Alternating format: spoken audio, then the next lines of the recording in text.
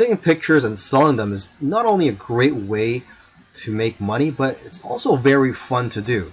In this video series, I'm going to be talking about stock photography online. And so this is where you upload your photos to stock photography agencies and their websites, and then you would get paid a commission or royalty whenever somebody purchases your pictures from these websites. And stock photography is never going away and will always be in demand. Although I must warn you, it is harder to make money selling photos nowadays than it is before, say a few years ago, because of the competition. However, there are people who are making six figures per year with stock photography. And this video series was created to help you rise above your competition. Lastly, I just want to say that stock photography is a great learning experience, and you're going to become a much greater photographer because of it. It's also satisfying when you see companies using your work and knowing that your work has value. And like I said earlier, it's fun. Now here are some quick photo tips for you. Only high quality photos are going to be accepted into stock photo sites. So if you want to have high quality photos, you need a high quality gear. So I highly recommend that you use a DSLR camera, and a plain 50mm lens is just fine.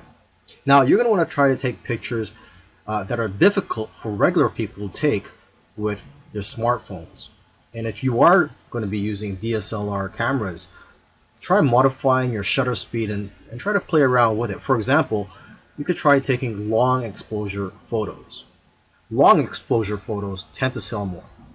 When you're taking these pictures, make sure that there's a concept behind the photo. You have to try to capture photos with intention, and also try to make your photos socially relevant. Another important key is to make sure that your picture elicits some type of emotion or has some type of purpose, such as showing that it's the fall season. Now, photos that do well are in the niches related to food, health, beauty, fitness, money, and business. You also have to remember to leave some room for copy and text for the users to put on the photo. And you should know that photos are not going to be accepted if there are brands, names, or license plates in the background. And if you have models in your photos, they will have to sign a release form. Now that you've taken some pictures, where do you sell those pictures online? Well, the easiest way to find these sites is just to type in stock photos on Google, and you'll find plenty of stock photography websites where you can upload your photos. Now, let me just give you some of the top sites out there. Okay, there is Pond5, which pays 50% of the sale. Alamy, which pays 40% royalty per photo, and there is one photographer that I know of who makes $100,000 per year from just this one website. Okay, and there's iYeem, which pays 50%. A lot of photographers are having success with this site. And there is Getty, which pays 20 to 30%, but they do sell photos for a much higher price, between $300 to $500. Okay, and 123RF, this stock photo site, the way they work is that the more photos you upload, the higher the royalty percentage that they'll pay you. And there's iStock, which pays 15 to 45% depending on the photo, but they'll pay you a higher rate if your photos are exclusive to their site. And there's Dreamstime, which has a very thorough approval process, but if you do get approved, they'll pay you 25 to 50% royalty and up to 60% if your photos are exclusive with their site. Plus, they'll even pay you an extra 20 cents per photo. And then one of the biggest stock photography websites out there is Shutterstock. They'll give you the most exposure because of their reach, huge customer base, and ability to advertise your photos. And there's Adobe, which will give you almost as much sales but higher sales amounts. And Adobe stock is integrated into the Adobe software. There's iStock Getty Images, which can also get you a lot of sales. Now, what I usually do advise to photographers is to stay away from some of the larger stock agencies such as Shutterstock, iStock, etc. Because they're publicly held companies, and they're more interested in making their shareholders happy and not the individual contributors. They just don't have the incentive to help contributors grow and make more money. However, if you are a beginner, you may want to try out these larger stock agencies just to test out the waters and to gain experience at first. And then you could try out the smaller agencies such as Dreamstime, StockFresh, etc. The advantage of working with these smaller agencies is that there's less competition for you as a contributor. But then again, everybody is different, so you have to figure out what works for you.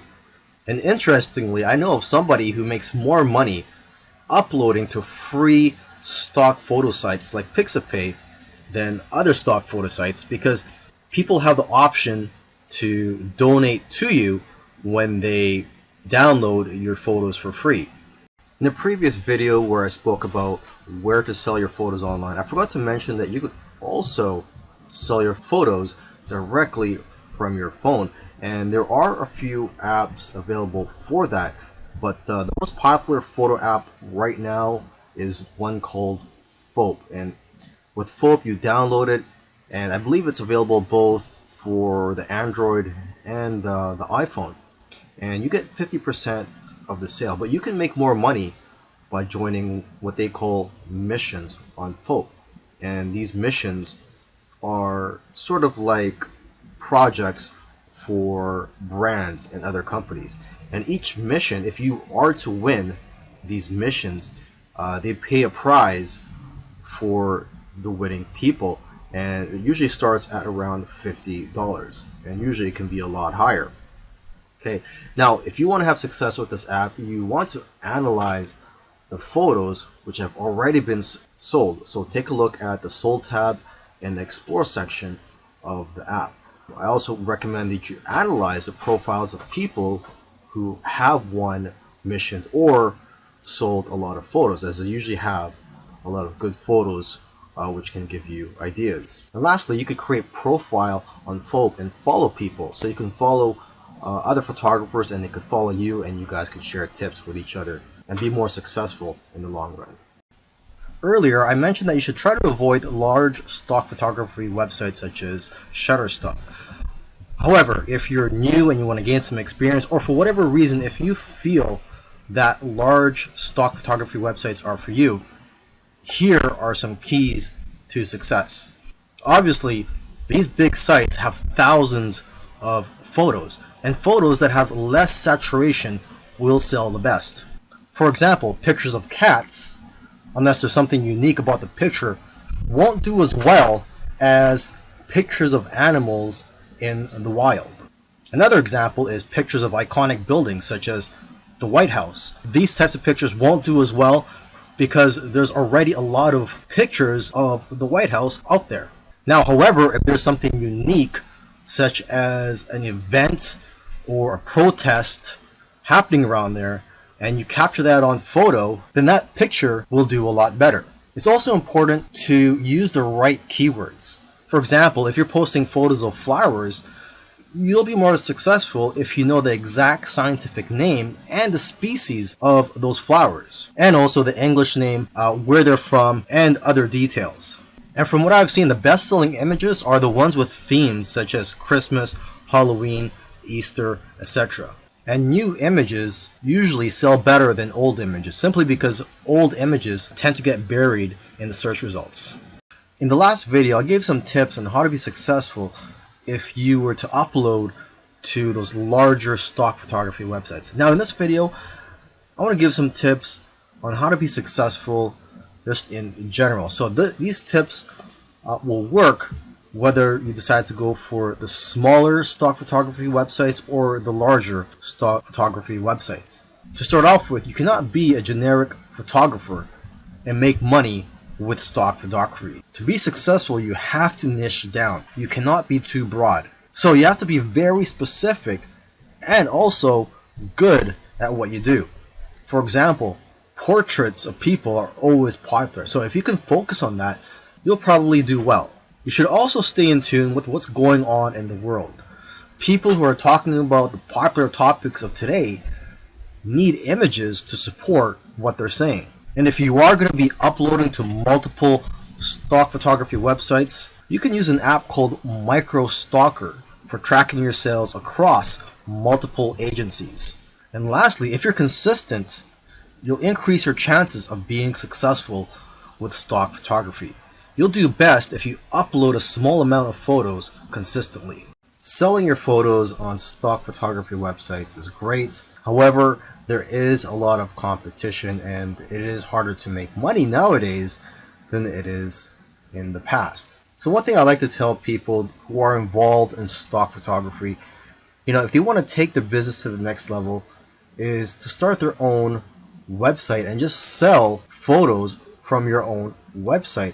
And what I like about being in control, having your own website and selling your photos from your own website, is that you can collect the emails of your customers and people who visit your website. And basically, whenever you have new photos, you can notify your list of subscribers. You could also offer deals from time to time. You see, when you have an email list, you could just email them whenever you're in need of some cash flow.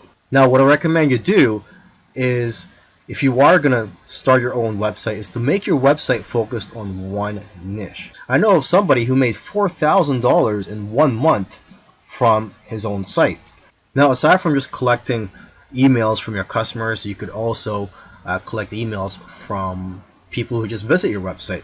And to entice them to opt in, you could run a contest where if they enter their information, such as their email and their name, they'll be entered to win a photo or a print. Another great thing about building a list of subscribers is that you can build a relationship with your audience and that you're going to get repeat sales in the future. You see, when people buy your photos from stock photography websites, you don't collect their information. So it's not like you could tap their shoulder in the future and say, hey, would you like any of my other photos or my newest photos? This way, with your own website, you could just notify them, like I said earlier, whenever you have new photos or if you have a discount that you're offering. You should also sell prints of your photos from your own website to increase your revenues. Now, if you're scared to start your own website, there are several tools out there that make it very easy for you. And one tool that I highly recommend is called Shopify. One good feature of Shopify is that they will contact somebody who abandoned their shopping cart and they'll get reminded to purchase from you. And there's all types of themes available for you to use from Shopify. Now, once you have your site up and running, you could use Facebook ads to drive traffic to your site.